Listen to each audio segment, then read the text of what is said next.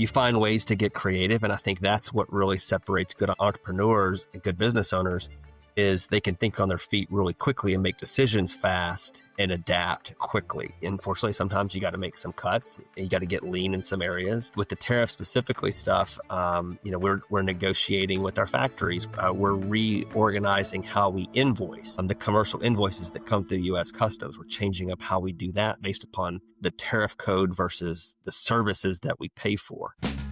Welcome to the DTC Insider Podcast, where online business owners come to find actionable tips and tactics to grow their businesses. Now, here's your host, Brian Roisenthal.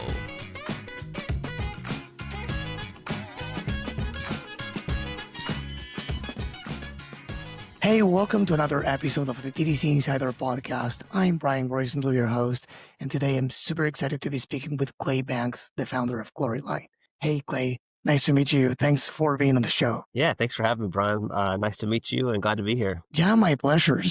For those who know about GloryLite, why don't you start there? What is GloryLite about? Yeah, I sold a company and another company back in 2022, and I said to myself, I'm not starting another company, not anytime soon.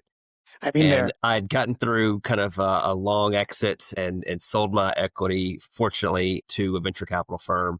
And was kind of dabbling in some real estate, bought some Airbnb properties and was trying to kind of more shift toward that. And this guy from my small group who I'd known for about 10 years, he texted me and was like, hey, I heard you left HavenLock, the company that you started. I've got an idea for a business. And I'm like, dude, I'm not hearing it. I don't want to start anything. He was like, no, let's just go grab coffee. So he pitched me this idea of this kid's nightlight that projects Bible verses on the ceiling, or a single Bible verse on the ceiling. And I immediately thought, I think I have all the resources needed to pull this together very quickly, from manufacturing, inventory, supply chain, website development, putting up the marketing, running the ads. I think we could probably do this in about 60 to 80 days, and let's test it out.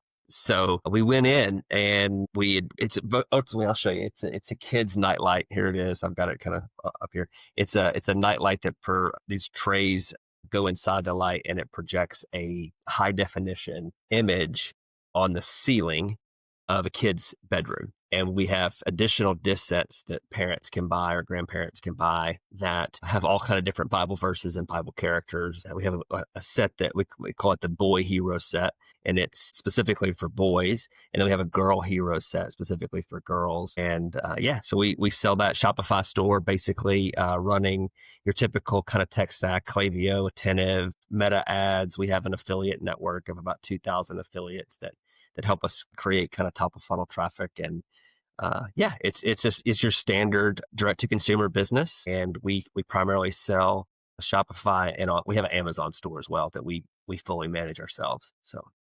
So congrats first off. And second, when these friend of yours pitched you the idea, it looks like you were very confident in your skills to pull this off. So it looks like it wasn't your first venture. You mentioned HavenLock back before this. So was that your first, before going there, because I know there are many exciting things to talk about it. Was it your first venture, or did you launch more before? No, GloryLite was technically my fifth venture. I had started my first one was this company back when I was in college. I published a book, and I want to go back in time. This was in 2002. Back then, Amazon was just a bookstore, and people still bought physical books. There wasn't really audible books, they weren't popular back then. So we published this book, had it collegiate licensed, sold it at every Borders Books, Barnes & Noble, Books A Million, all the physical brick and mortar bookstores, of course, the bookstore on campus at the university I went to. And I was 20 years old when I started that company. And that was kind of my first real endeavor. I went on to do some other things.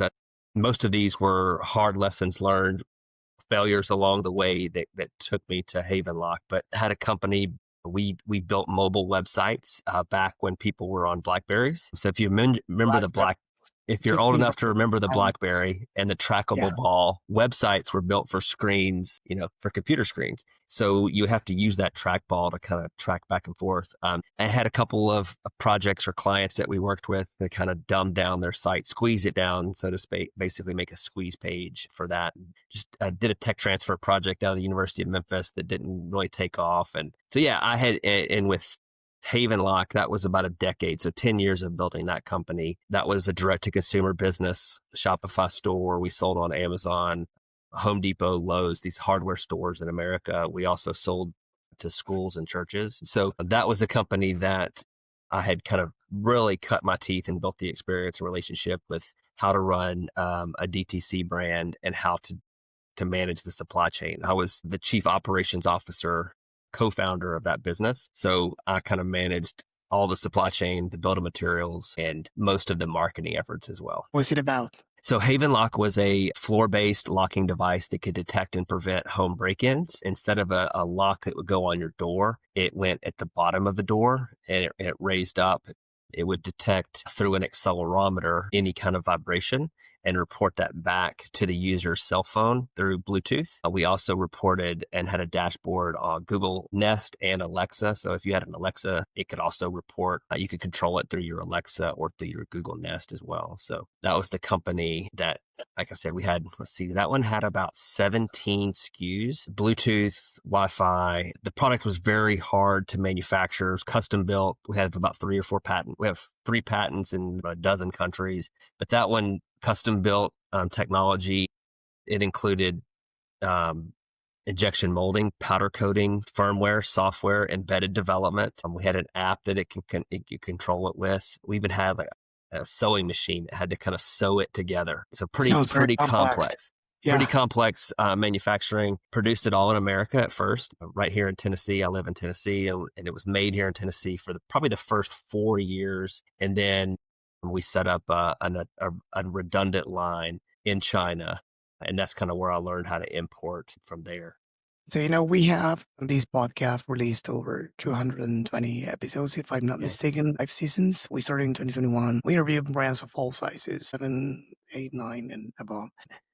The things that I see in common from what people tell me here is that this is what the company they feature here on the podcast is not the first company they have built at all. And it has a reason to be, right? Because there are so many lessons learned that maybe, for example, what you said in the beginning of this episode, like someone pitched you an idea and it's like, I can see like the Matrix and I can see how to pull it off and have something decent in a few days. So what were the biggest lessons for you that you got from these businesses that you built before? Yeah, for one, when I was first starting out, I would hire subject matter experts in topics that I didn't know enough about. I just kind of knew I needed to get them done. So let's for example take engineering. I mean, this is kind of before AI. We had hired an engineer to start designing out the product, and we would spend time and money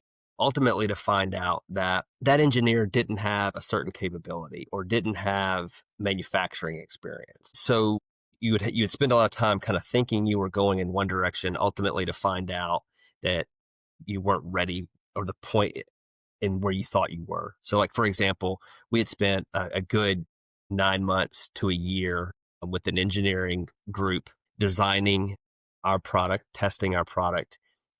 I thought we were like ready to go to manufacturing, and I built a relationship with the manufacturer separate from that. And I took the design files to the manufacturer, and they politely said, you're about 2 years away from being ready for manufacturing. There's no design for test. There's no design for manufacturing. There's no jigs. There's no fixtures. There's no tooling. There's no radius call outs in the molds, all the complexities. There's no build of materials. And I'm like, I didn't know what I didn't know. So then you have to kind of establish, is this problem still worth solving? So as you learn those things that you don't know you need to know over time, and then your next venture, I think kind of leading to where your question's going, the second or the GloryLite venture, I'd already kind of spent the last decade running a Shopify store, running an Amazon store, running Klaviyo campaigns, all of the funnels and systems that we use in e-commerce today. And then I'd had tons of relationships on the manufacturing side who I had already kind of built trust with and relationships with, who I knew could steer me in the right direction. And I had a broker, because we were literally brokering freight from China to America with HavenLock, went through all kinds of lessons learned about how to transport lithium ion batteries and other things. So I'd had the relationships and I knew who to go to.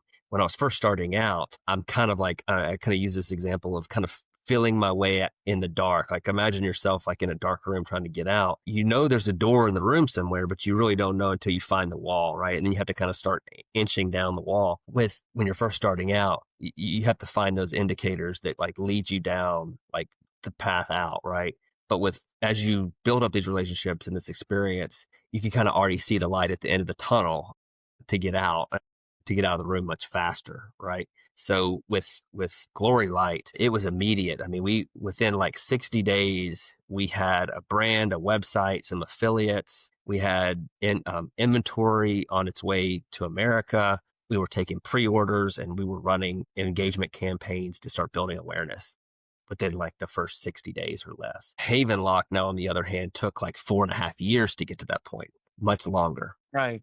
Yeah, it makes a lot of sense. In fact, I remember these. I mean, there are a few, some guests that I have recently had on this episode, on these podcasts. Sorry, they had something in common, and I recall specifically one of the latest episodes that I recorded. It was this experienced entrepreneur that worked at, all these big companies, Meta, Amazon, and some others. And when she launched, she learned a lot of processes and mindset and many other things. And when she launched her skincare brand, she pitched Sephora because she wanted to go there because of her reasons, whatever. But she pitched Sephora with a 3D printed version of the product that didn't work at all. They did some photo shoot, all those stuff. So, and she got into Sephora without even having a product. But it's not only about Sephora. She had a business plan and everything that she wanted to do. Like she draw the full, let's say, she saw the forest and not the tree. And then she said, okay, if this is a thing and this is a go and this, we have green lights here, here, and here, we'll build it and we'll go. If there's demand, she validated that, which is of course not easy, and she pulled it off. And there are some entrepreneurs that have done that too, with the product, without the product. But it's not only about having a great product. It's about knowing how to sell it, right? Correctly. And sharing that and being able to articulate that vision to the customer or to whatever audience you're projecting that vision onto, and that you're the right person to lead them through that vision. And it sounds like this woman that you're talking about had a really good vision, and she was able to articulate and validate her authenticity toward that vision, and people were aligned with that and saw her as the guide to getting them to that. It was pretty cool. Those people are rare. Yeah, and there's and I quote, framework she learned at Meta, which is super simple, but sometimes the best things are simple. We don't need to complicate stuff. Totally. Sometimes we think we need to do, but it's just to justify ourselves. And in her case is what she was working, she said, at the project at Meta, and she was assigned, let's say, a task, and she didn't know anything about that particular project or task.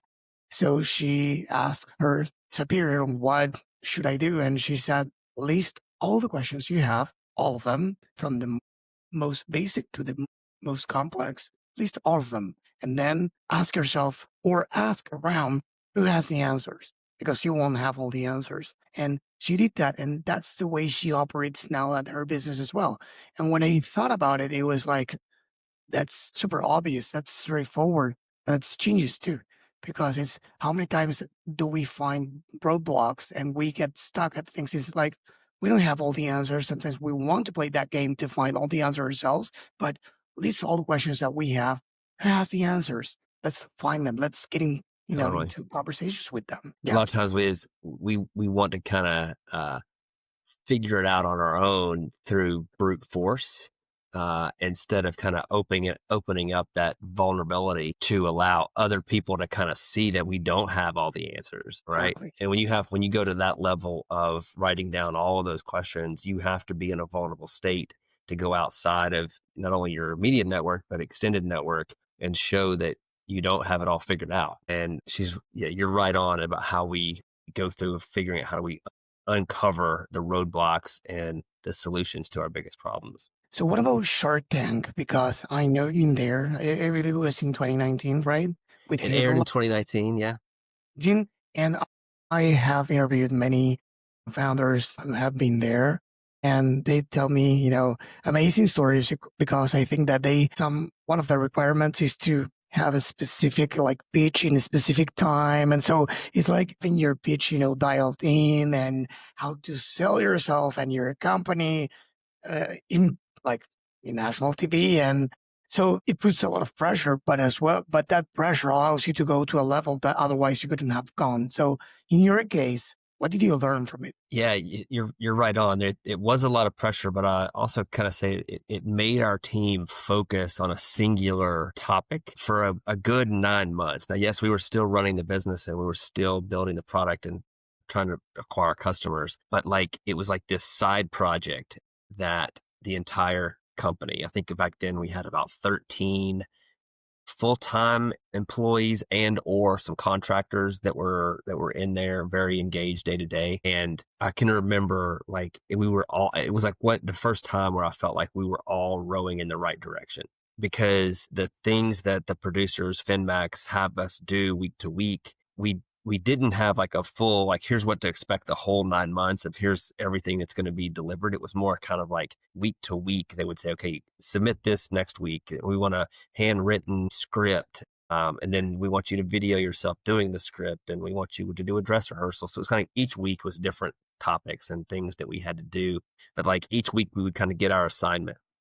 And then we go back to our team and say, okay, we got to, instead of just doing this on our phone and doing the script and halfway doing it on a phone, how can we really blow this out of the water and show them that we're camera ready? So, our team kind of came together and we, hired a videographer and we hired a set crew and we hired lighting and sound and, kind of went through more than just mediocre work. And while it technically was a side project because we still had to run the business, it was at that moment or those 9 months or so, the entire team was behind us and we were all rowing in the same direction, which was pretty cool. So do you mean that are saying that the Shark Tank production, once you are selected, makes you work for 9 months or before? So you're not really selected until you're in pitching the shark. So 9 months before, 9 months behind that, they're kind of doing an elimination, and they're trying to eliminate people. They're down selecting. And through that process, they're having you do different tasks, and they're trying to weed out people that they don't want to put on camera or put in front of the sharks. There was never a guarantee that we were going to see the sharks, and there was never a guarantee that they were going to air our episode and until it's actually done. So I can remember going out. We got on the plane, flew to Culver City. It's still at that point we are in Sony Studios, and we had not yet met the sharks. We had started to meet with the producers, and we were going through our pitches and going through the dress rehearsals. And this was we were there from a Monday through a Friday. Oh, wow. So we had flown in. Yeah. Monday. We were there 5 full days. And on Monday, we kind of landed. They welcomed us. We, kind of informal meetings, kind of what to expect that day. And then Tuesday, we spent most of that day doing dress rehearsal, pitch practice with some of the producers. And that's when they told us, they're like, still at this point, none of you that are here, there was probably, I'm going to guess 40 companies, maybe 50, give or take.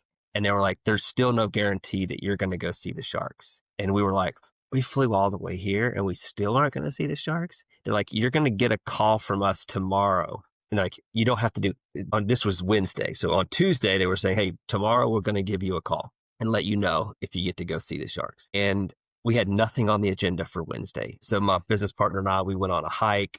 We hung out with some investors that we had in Marina Del Rey. And we, spent most of the day just kind of hanging out, practicing our pitch, kind of going through it, and they never called. They never called. Like Right. the day kept going by, and it was like 2:00 and then 4:00. And then we're just like, oh my God, like we're almost kind of getting mad. We're like, oh my gosh, we're not going to get called up. And then about 7:00 that night, I can remember we were like eating dinner, and they call us and they're like, be in the lobby of the hotel at 7 a.m.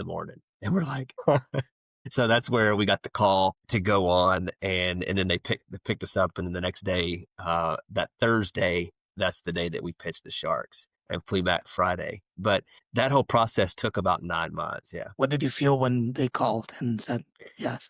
It was almost overly expected. But as the day went on, it was like, what did we do wrong? Like we nailed the rehearsals. We nailed everything they asked us to do. And we're just basically sitting by the phone for that day. And then they called us up and like, okay, like, and then we were like, yeah, like it was expected, but that whole waiting period was pretty stressful nonetheless. But yeah. Do you know how many companies made the cut out of those? I mean, if I had to guess, they probably cut maybe 7 or 8.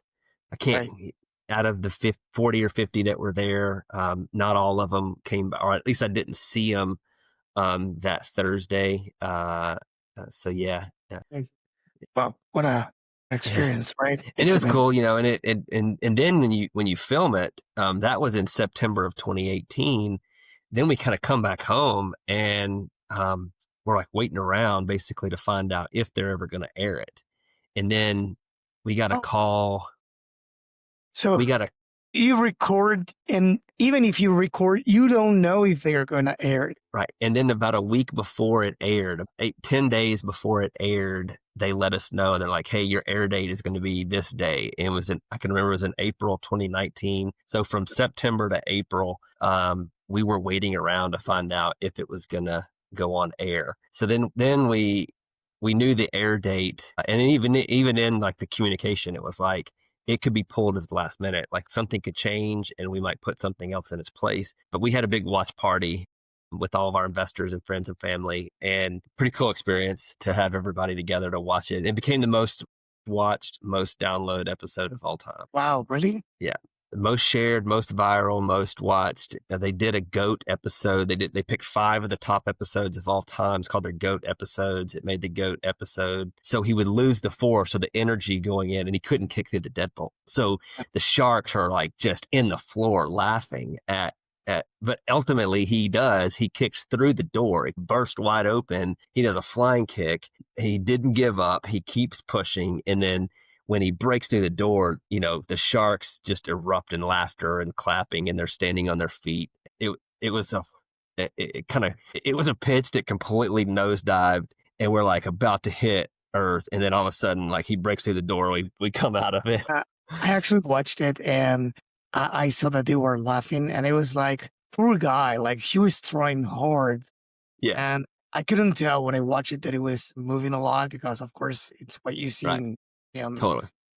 in my case on YouTube, but it's like he's really trying and he's not moving, and he's in national TV, and he's like, and the Sharks that ended up going viral. So that's, let's say, positive, but they were laughing. So at the moment, what did you feel? Like, these guys are laughing. Your partner was trying to break through the door. So what was going through your head back then? My mind was like, we had, I call them mile markers or checkpoints in our pitch. There were certain checkpoints that we wanted to make sure we addressed. And I still, if I'm pitching anything or teaching anybody to pitch things now, we kind of mentally make these mile markers. And I was just trying to get to the next mile marker. I was just like wanting to like move on past where he couldn't get through, and like, let's go to the next mile marker, right, in the pitch. And fortunately, Alex didn't give up, because I think about it, if we would have done that and we would have kind of left that door not broken through, I don't think it would have had the impact that the show had.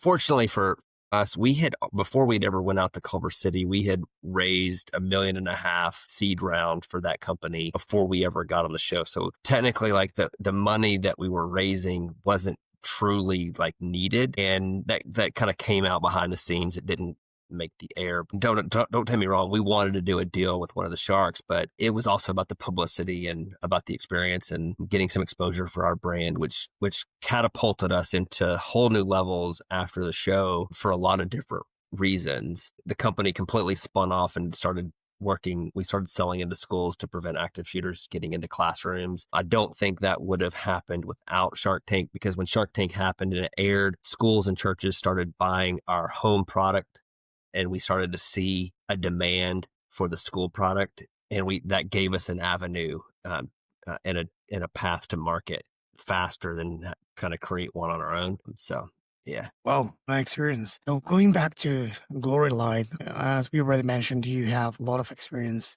in the AC, and things have changed a lot, a lot in Yeah. the last decade, in the last few years. Everything is changing super fast with the rise of AI and Mm-hmm.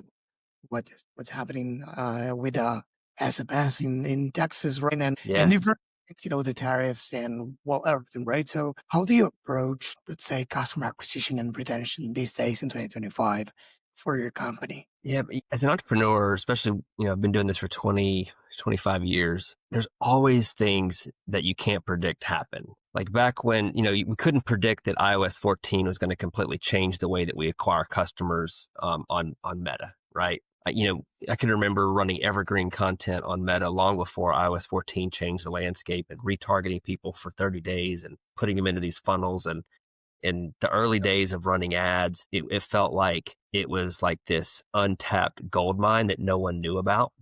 And now it's so competitive. CPMs are through the roof, and there's more people that know how to run meta ads. So it's gotten a lot more competitive on the acquisition side. But even back then, there's challenges. Like you look at like the supply chain side of things.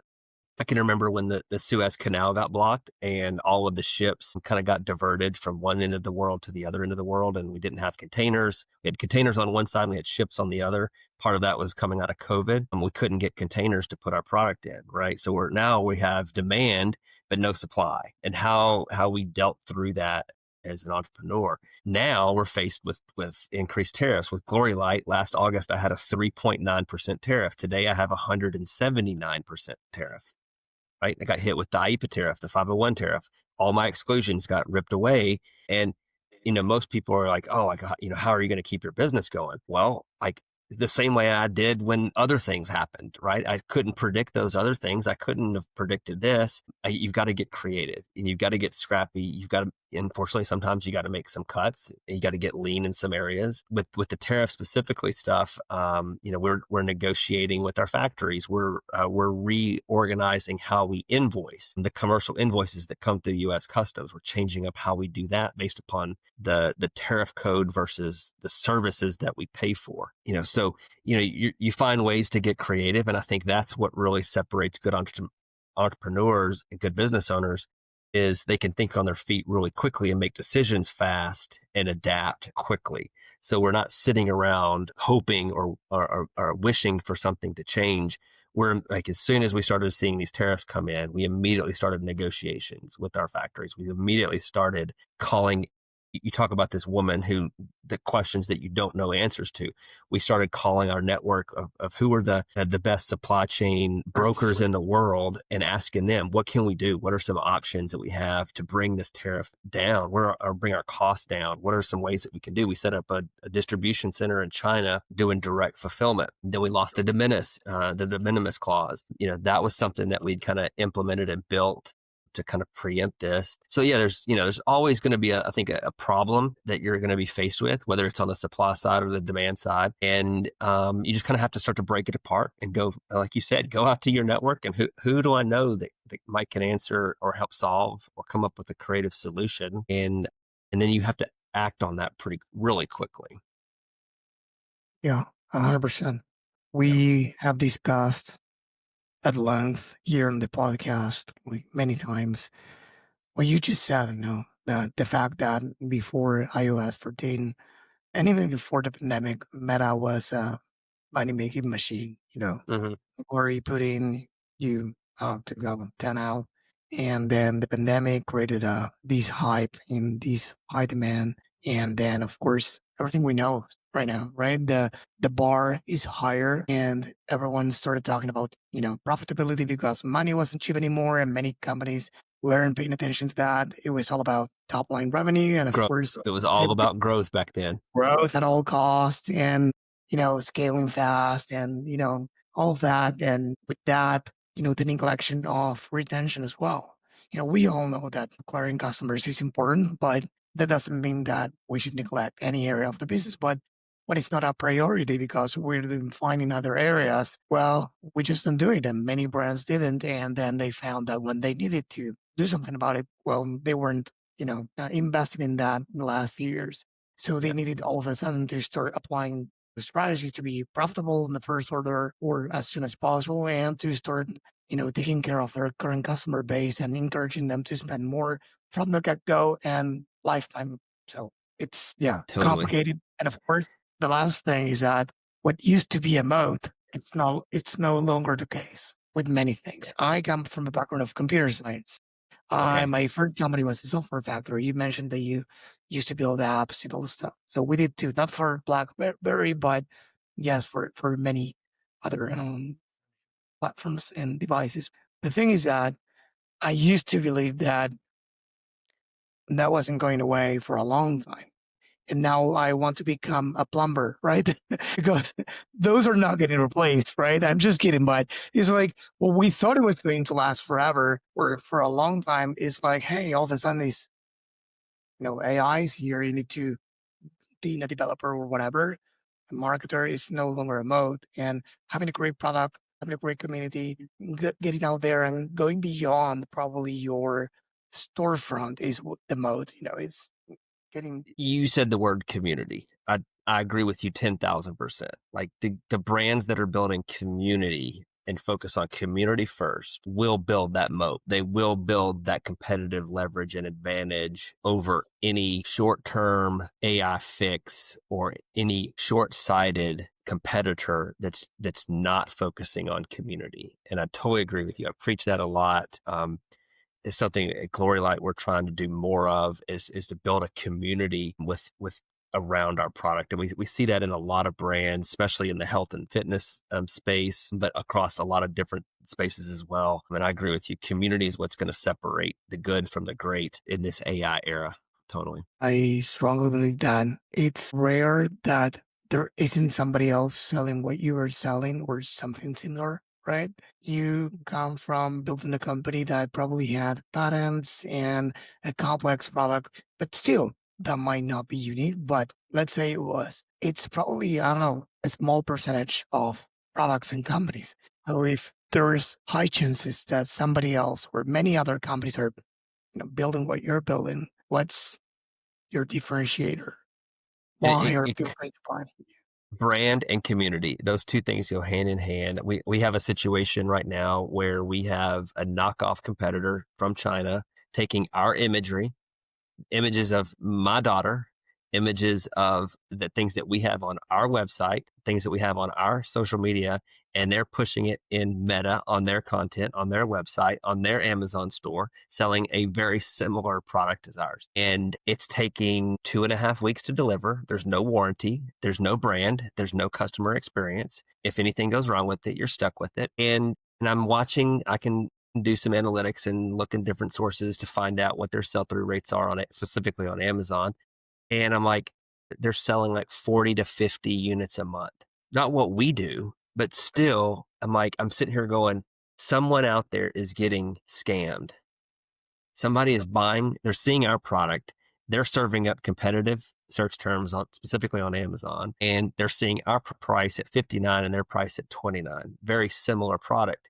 Even the same imagery. We're having to, do all these cease and desist things with Amazon to try to get them to take down our imagery. And they still operate. They still are able to kind of get through it. And it's so frustrating when you pour your heart and soul into a brand and try to build a community and provide a world-class customer support service and a lifetime warranty to find someone undercutting you in offering a worse customer experience for a similar product. I mean, their product, I think, is still inferior to ours, but it's not the differentiator. Our differentiator is our warranty and our community and the other things that we bake into the brand. I think and I'll speak specifically about the American consumer. The American consumer will say they will only buy American made, or they'll only say that they'll use words like, we'll support the small business owner. That's all lip service in most of my experiences. They're really not. Their actions with their wallets speak lower volumes than their words, if I could say that clearly enough. And I've seen it for the past 15 years. We'll have customers ask us through our gorgeous support channel, hey, is this made in America? I only support made in America products.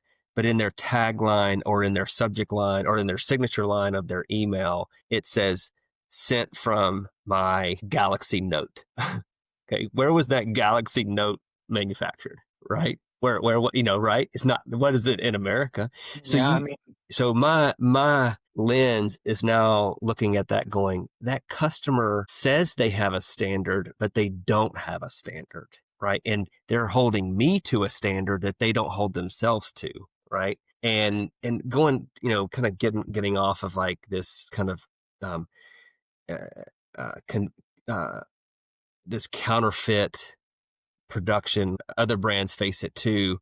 I still believe that the differentiator, going back to the original topic, is community and brand. Like, I have to believe that is still the differentiator, and the brands that focus on that first will survive and will win. And something to add there in that line, and it's something that I sound like a broken record if, there's, people in the audience who, usually, listen to the episodes, and you'll say, Brian, again, don't please, but it's just something that I own an agency, right? A growth marketing agency. We work with brands, and we see it over and over again every time we audit things. And it's that everyone seems so obsessed about attribution, which to some degree is fine, but I wish they were as obsessed for learning more about their customers. They don't collect, or they don't analyze, or if they do, they don't take action on their customers' data. They don't collect, let's say, post-purchase surveys or any type of survey. They don't go through their reviews. They don't chat with their customers. They don't call their customers. And I have given people, let's say, and talk about it we have a weekly newsletter as well every Wednesday. We talk about this enough. And it's like, it's easy these days with all these tools to process data, but we just need to care. The same way that we said community is important, and it's the same, putting your actions where your mouth is. The same thing he said about the American made products. It's the same as, how many times do you call your customers? How many times do you do? And it's like none. Do you align your marketing with their actual customers' behavior? It's not as hard these days with tools like Lifetimely or any other to see the customer journey, what they buy in the first order and future orders. Take a look at your flows, if it's aligned, if you're offering what they buy, if anything, what they value. Your marketing actually reflects the way they say it, not only what they want, but the way they say, using their words. It's easy. Calling customers, you can get, those who never bought from you but are subscribed, like they are in your community, but they have never bought. Those who bought only once, and those who bought more than once, or let's say they are your VIP. All of those cohorts or groups will give you different insights about your brand, the good, the bad, and the ugly, literally. So it's just as simple as getting in touch with them. Yeah. It's easy for operators to point fingers at the acquisition cost as the problem. And you got to think about it. It's more than that in the equation. So basically, if you look at the full equation across the full spectrum, you have CAC to LTV ratio, right? What it costs you to acquire a customer, and how long can you keep that customer paying you, right, over the lifetime of your relationship, right? And I totally get most of the pressure is put on the customer acquisition side and saying what's broken on the customer acquisition side without taking into consideration what can we do to make the customer happier for longer. There's a lot more low-hanging fruit on that end once you have a customer to keep a customer. And it's harder to acquire a new customer than it is to keep an existing customer. And I think you're hitting on exactly the right things is yes, we do have to focus on customer acquisition and reducing CAC, but what if we took the same energy or even more energy and put it toward LTV, right? Yeah. I mean, many people ask the question like, what can we do to decrease the cost to acquire a customer? Again, which is fine. But then what can we do to, you know, increase the value, the customer lifetime value for each customer Right. to be able to afford that higher CAC that is coming anyway? Because Yeah. yes, we can decrease costs, but there's a limit to how much we can do that without sacrificing goals and all this stuff. At the end of the day, that's the reality for a business, right? How much can you squeeze things here and there? But on the other hand, it's like, okay, these are the new rules. How can we get more money on the back end to support those increasing costs as well? And to add more value, right? I've seen enough brands, even with subscription models that it's like 50% of their revenue come from subscriptions. And it's like, I want new customers only. And it's like, that's amazing. We will get ones. That's great. But what are we doing there? I don't care. It's like, but that's 50% of your revenue. What if they spent one more? What if they bought one more, or they placed, let's say, one more order? Right. Or they churned out 5 months later or 2 months later than they normally churn. Totally. Yeah. Yeah. So I can keep going forever. We could rap about this all day. Yeah. I'm very passionate about it. And I think that these are, I come from, I live in Argentina. I was born and raised here. And the word here, I think it's uncertainty. People are resilient because rules change all the time. Import, export, inflation, you name it. Money is not cheap, not at all. And in the US, I've been working with the US market for a long time, since, I don't know, 2006. I know it's super stable, but then you have these years, I don't know, 2008, then you have, well, the pandemic, it was for everyone, but let's say the elections last year, the tariffs this year. So it's like uncertainty seems to be the name of the game this year, socioeconomic speaking, but also in terms of technical, things like things going on with Meta, with AI. So everything is like supply chain. So everything is getting more complex these days, and people are used to more stable, contexts. So I know it's hard. So I could say that what I want to ask what would you tell fellow founders? Because I know you have a recent committee that you created as well, that they should be focused on at a high level, let's say, on the high level this year and the next. Yeah. You talk about this community. I do have an online community of mostly tech entrepreneurs building some sort of brand, launching a brand or go to market. And we meet every week. And today's conversation was really wrapped around resiliency, weathering storms, right? And someone made a quote. It was like basically smooth waves create weak sailors, right? Or something like that. And I'm doing a horrible job requoting that quote, but when we have to weather storms, it makes us stronger. And as an entrepreneur, you have to know going into it, there's going to be storms, whether that's some kind of macro change, some economic change, some kind of inflation change, market shifts, things inside and outside of your control. And ultimately, we kind of walked out today. It was like, we can control the controllables. What can we control within our center of influence and our resources? What can we control? We can't control the tariff situation, right? But how can we control how we react, right? Yeah, we could get up and storm and throw a bunch of fits and throw our hands up in the air and say, business isn't for me and business isn't for everybody and it's all big government and blah, blah, blah. Like you could make that case. But no, entrepreneurs have to be resilient. What can I control? How can I start negotiating, right? So it's controlling the controllables and understanding there's going to be storms to weather. That's great advice. Clay, it was a pleasure to have you here on the show. Brian, thank you for having me today. Enjoyed meeting you. Yeah.